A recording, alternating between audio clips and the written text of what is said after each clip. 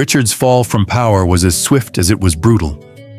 To Isabella, the court that had once seemed a place of gentle security suddenly transformed into a theater of menace. Henry Bolingbroke, Richard's cousin, returned from exile with an army and seized the throne, proclaiming himself Henry IV. The child queen, who had only just begun to feel at home in England, found herself caught in a storm she could neither control nor fully understand. For a girl who still clutched her dolls, the notion of treason and deposition was beyond comprehension. Yet she witnessed the upheaval with wide, fearful eyes. At first, Henry IV attempted to treat Isabella with a degree of courtesy. She was, after all, still a daughter of France, and her value as a diplomatic tool remained considerable. The new king proposed that she remarry, this time to his son, the young Prince Henry, the future Henry V. Such a match would have lent legitimacy to his freshly seized throne and might have placated France. But Isabella refused. Despite her tender age, she displayed a resolve that astonished even seasoned courtiers. She had been Richard's wife, however briefly and however strangely, and in her own way she considered herself his widow. She dressed in mourning black and declined the prospect of becoming a bride once more on English soil. That act of defiance, small though it may seem, sent ripples through both courts. In England, it was read as resistance, a refusal to recognize the new Lancastrian dynasty. In France, it was seen as loyalty, a poignant declaration that their young princess would not submit to the designs of England's usurper. Chroniclers noted her somber dignity, describing how she carried herself with a composure beyond her years. She was a child in years, but already she had learned the grim lesson that politics could devour innocence. Richard's fate, meanwhile, cast a shadow over everything. Imprisoned in Pontefract Castle, he died under mysterious circumstances in 1400. Some whispered he had starved, others that he was murdered on Henry's orders. Whatever the truth, his death confirmed Isabella's new status as a widow before she had even reached adolescence. She mourned him openly, and in doing so she turned herself into a living symbol of both resistance and grief. At an age when most children's worlds revolve around play and discovery, Isabella inhabited the role of a queen in mourning, a figure used to embody national sorrow. Her insistence on returning to France became an urgent diplomatic matter. The French court, already unstable due to King Charles VI's mental illness, demanded her release. Isabella's presence in England was both a liability and a bargaining chip, and Henry IV hesitated, calculating how best to profit from her situation. Months stretched into years, with the girl's future hanging in uncertainty. Some argued that she should remain in England as leverage, others that keeping her against her will might provoke further hostilities. Through it all, Isabella waited, dressed in black, her youth slipping away in a foreign land. When at last Henry relented, her departure was marked not by triumph, but by melancholy. She crossed the Channel in 1401 or 1402, escorted with ceremony, but carrying with her the invisible scars of betrayal and loss. Observers recorded how she walked with measured grace, her face pale but composed, as though she understood that her life had already been reshaped by forces far beyond her control. The 6-year-old who had once been paraded as a child bride returned to her homeland a widow, aged not by years, but by experience. For France, her return was bittersweet. On one hand, she was welcomed back as a daughter restored to her family, a symbol reclaimed. On the other, she brought with her the reminder of failure, of treaties broken, of trust shattered, and of peace once again slipping out of reach. She was no longer merely a princess. She was a living embodiment of the fragile truce that had collapsed with Richard's crown. And yet, those who saw her re-enter Paris remarked on her dignity. She did not shuffle like a defeated pawn, but carried herself with the bearing of someone who had already endured trials few her age could imagine. In her short years, she had been a child bride, a queen, a widow, and a political hostage. Each role had been thrust upon her, and though she had little power to shape events, she had begun to shape herself. The girl who once clutched dolls now held fast to composure. And with that composure, she gave France a glimpse of resilience. This was not the end of her story, but rather the beginning of a new chapter.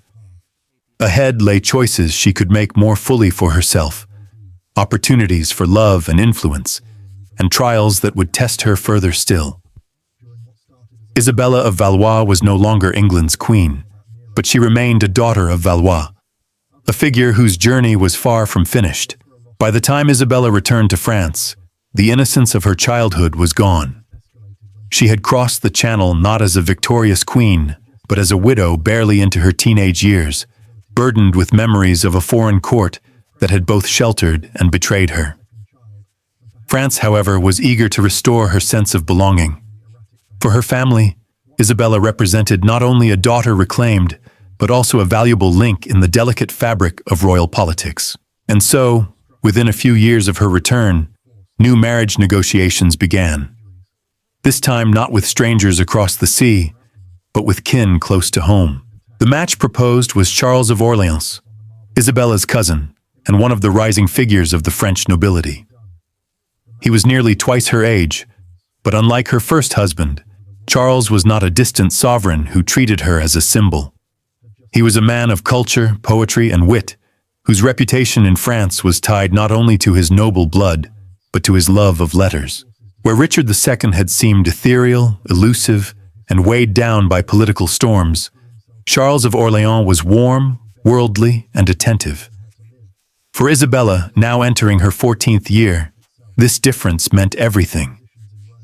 For the first time, she glimpsed the possibility of a marriage that might carry companionship as well as duty. Their wedding in 1406 was staged on a grand scale, as if to erase the quiet sorrow of Isabella's earlier union. At the Cathedral of Notre Dame in Paris, beneath towering Gothic arches, the ceremony unfolded with the pomp and brilliance befitting the Valois dynasty. Isabella, now 16, walked the aisle not as a pawn to be pitied, but as a princess in command of her presence. She wore a gown of deep blue silk, embroidered with golden fleur-de-lis, her hair crowned with sapphires and pearls that caught the flickering light of countless candles. Chroniclers wrote that she seemed transformed, a child no longer, but a young woman stepping into her role with dignity. Charles, at 29, was striking in his bearing, clad in rich fabrics of velvet and cloth of gold. More than his appearance, it was his manner that impressed observers. He addressed Isabella not as a vessel of treaties or dynastic hopes, but as a partner. In private, he reportedly told her, "I do not wish to marry the former Queen of England. I wish to marry Isabella." For a woman who had spent her childhood defined by titles rather than by self, such words held immense power. This union, though politically sound, carried within it the seed of genuine affection. In the early years of their marriage, happiness seemed not only possible, but real. At their court in Blois, Charles and Isabella cultivated an atmosphere of culture and refinement. Poets, troubadours, and scholars were welcomed, their words filling the halls with music and debate. Manuscripts were commissioned, new works copied and illuminated, and Isabella herself became a patron of letters. The Duchess was not content to sit passively at her husband's side. She engaged in conversation, offered patronage, and supported the flowering of ideas that would ripple outward into the coming Renaissance. Blois, under their stewardship, became known as a court of art as well as power. In 1407, Isabella gave birth to a daughter, Jeanne. It was here, in the quiet realm of motherhood, that she revealed perhaps the most striking contrast to her own upbringing. Unlike many noble women of her time, Isabella refused to hand her child over entirely to wet nurses. She chose to nurse her daughter herself, an act that shocked courtiers but underscored her determination to give Jeanne what she herself had been denied, the intimate presence of a mother's love. Those who witnessed it remarked on her tenderness, the way she cradled her infant and whispered in French and English alike, as if trying to weave both halves of her life into the child's future. Yet the world outside their household did not remain calm for long. In November of that same year, Charles's father, Louis of Orléans, was assassinated on the streets of Paris by agents of the Duke of Burgundy. The murder shook the kingdom to its core, igniting a feud that would plunge France into civil war between the Armagnacs and Burgundians. For Isabella, who had at last begun to enjoy stability, the event shattered the fragile peace of her new life. The court at Blois, once filled with poetry and laughter, grew heavy with the presence of guards and whispers of vengeance. Charles inherited not only his father's titles, but also the dangerous responsibilities that came with them.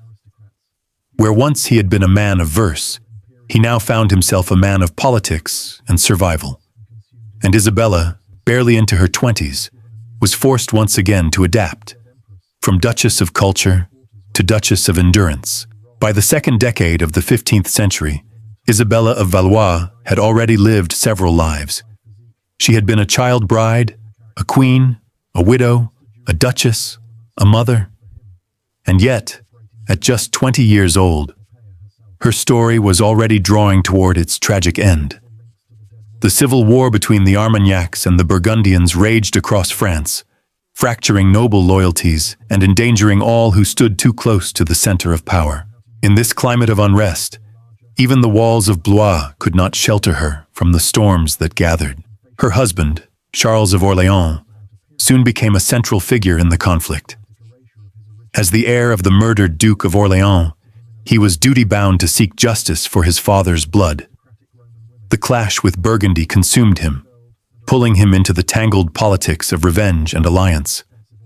For Isabella, who had dreamed of a quiet life devoted to her daughter and the cultivation of art, this new role meant enduring long stretches of absence, uncertainty, and fear. She had married a man of poetry, but the world had reshaped him into a commander of armies.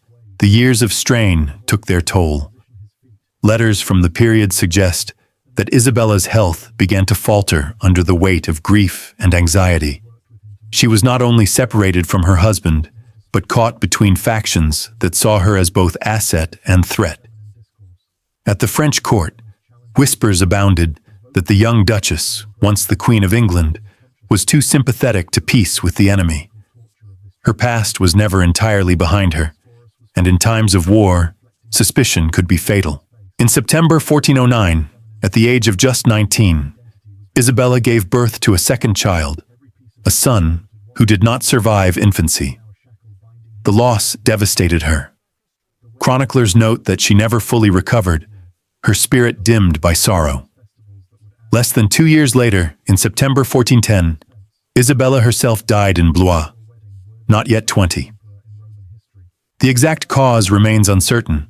Some say it was illness, others point to the lingering effects of grief, but the effect was the same. France had lost one of its most luminous daughters far too soon. She was buried at the Abbey of Saint-Lômer in Blois, her tomb marked not by the grandeur of her lineage, but by the quiet dignity of her life.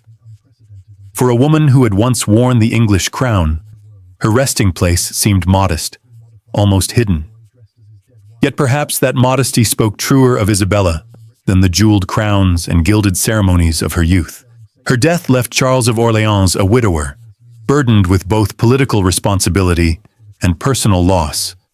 Captured at the Battle of Agincourt in 1415, he would spend 25 years in English captivity, where he poured his grief into verse. His poems, some of the most beautiful of the French Middle Ages, bear witness not only to the trauma of war, but to the memory of Isabella herself. In his lines, one hears the echo of a young woman who had brought light and humanity into his world, however briefly. Isabella's story, though short, reveals the paradox of royal life in the late Middle Ages. Born to one of the greatest dynasties of Europe, she wielded little true power. Her marriages were arranged to serve the ambitions of men, her body used as a vessel for treaties and heirs. Yet within those constraints, she carved out moments of resistance and authenticity. Whether through the nurturing of her daughter, her patronage of culture, or the simple choice to embrace motherhood in a world that expected her to delegate it away. History often remembers queens through the shadows of the men around them. Richard II, the tragic English king, Charles of Orleans, the poet duke. But Isabella deserves to be remembered in her own right. As a girl forced to grow too quickly, as a woman who sought love in a world ruled by calculation, and as a figure whose fleeting presence left a lasting impression on two kingdoms. Her life, like a candle lit against the gloom of medieval politics, burned brightly, if far too briefly. And perhaps this is why Isabella of Valois continues to captivate. In her story, one sees the universal struggle between duty and desire, between the weight of history and the longing for simple human connection. She reminds us that even within the grand machinery of dynasties and wars, individual lives, fragile, tender, and deeply human, shaped the course of history. Thank you for staying with us until the very end of Isabella's story. If this tale moved you, if it sparked your curiosity for the forgotten voices of history, we would be truly grateful if you could take a moment to support our work. Please give this video a like, share it with others who love history, and subscribe to our channel. Every single click helps us bring more hidden chapters of the past to life and ensures that stories like Isabella's are never lost to time.